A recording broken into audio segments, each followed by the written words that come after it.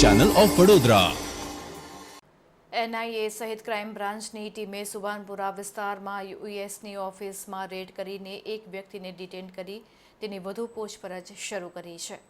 વડોદરા શહેરના સુભાનપુરા વિસ્તારમાં આવેલા યુએસ કંપનીમાંથી ઓરિસ્સા ખાતે રહેતા દિનબંધુ શાહુ નામના વ્યક્તિને સુભાનપુરા વિસ્તારમાં આવેલી યુએસ નામની ઓફિસમાંથી વિયેતનામ ખાતે જોબ માટે મોકલવામાં આવ્યો હતો।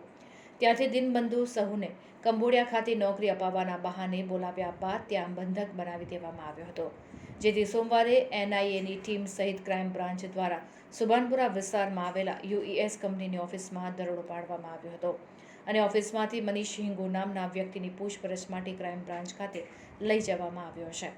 અત્રે ઉલ્લેખનીય છે કે આ ઓફિસમાંથી લોકોની નોકરી અપાવવાના બહાને વિયેતનામ, પાકિસ્તાન અને ચીન ખાતે મોકલવામાં આવતા હતા।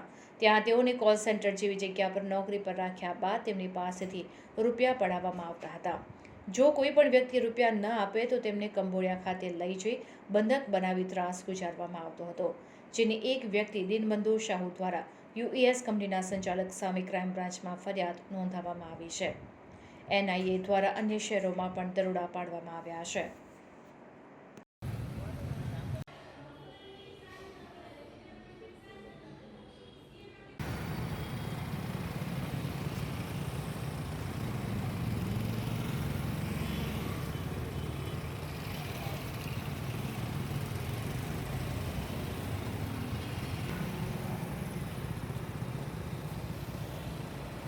કાર્તિકભાઈ આમ આવો ને।